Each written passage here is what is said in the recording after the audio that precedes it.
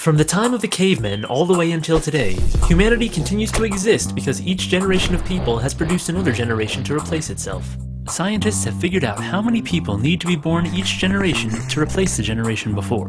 That number is 1 person per person.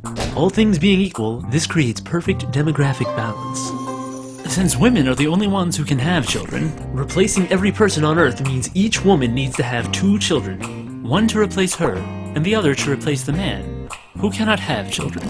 The total fertility rate is the average number of children each woman in a society is having. This number shows us if a society is growing or shrinking. In developed countries, the replacement rate birth rate is 2.1 children per woman. This will keep the population stable, but even that is assuming that every woman has children, and that there are no wars, famines, or disease.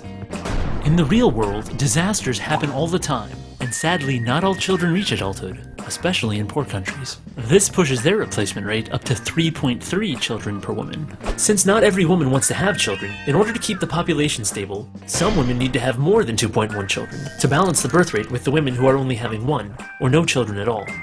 Maintaining this balance is of the utmost importance. If society does not at least replace itself every generation, human numbers begin to fall exponentially. Economic and social problems appear, as elderly people retiring begin to outnumber young people entering the workplace. This is already happening all over the developed world.